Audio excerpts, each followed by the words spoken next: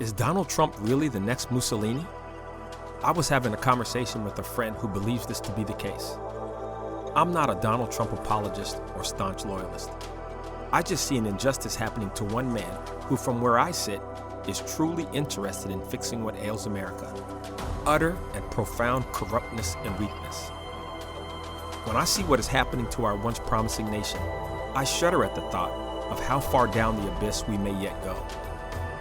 What some see in President Trump as total authoritarian leadership, I see as situational leadership. Having served in the military for over 20 years, I understand that sometimes leaders must act in a manner that isn't pleasing to every individual in order to accomplish the mission and serve the masses. Sometimes a person's liberty may be curtailed or taken away entirely if deemed necessary.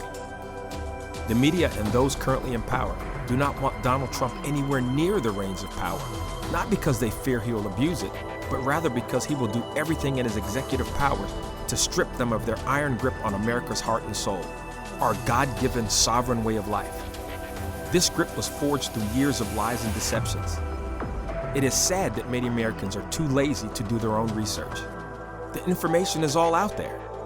They just refuse to look for themselves and rely on biased, corrupt sources for all of their information. The powers that be know this and happily use this to their advantage.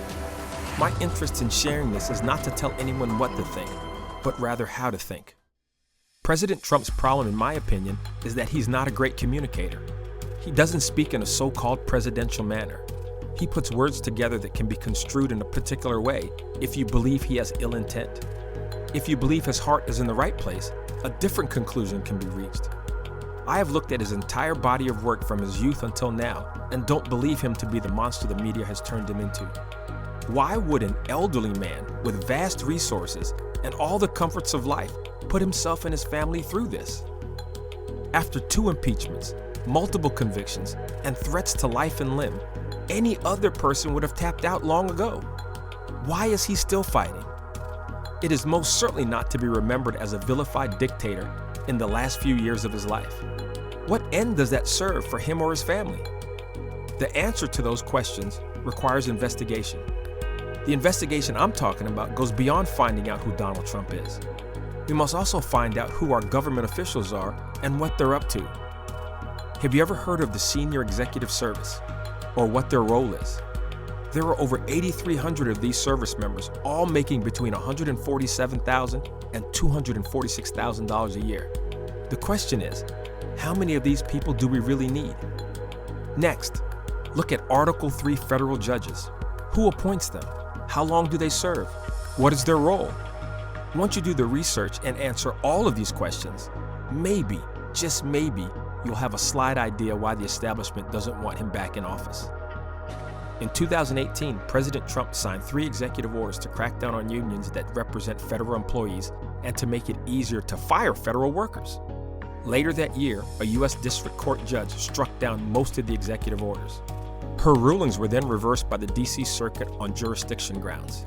In 2020, President Trump signed an executive order creating Schedule F, a new category of federal employees. This included all civil servants whose job included policymaking. These employees would lose their civil service protections against arbitrary dismissal and also would be subject to the same rules as political appointees. This executive order was to take effect in 2021 and would have impacted 88% of the Office of Management and Budget's workforce. On 22 January 2021, President Joe Biden eliminated Schedule F in one of his first acts as president. In early 2022, Ketanji Brown Jackson was nominated to the U.S. Supreme Court. She just so happened to be the very judge who struck down President Trump's executive orders in 2018. Is this just coincidence?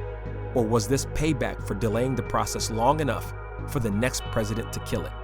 That's one heck of an exchange for a lifetime appointment. You see, while the media has us looking one way, their puppet masters are at work in other directions. Don't believe me. Go and find out for yourself what's really happening. This is just the tip of the iceberg. Take care, and God bless. They're not coming after me, they're coming after you, and I just happen to be standing in their way, and I will never be moving.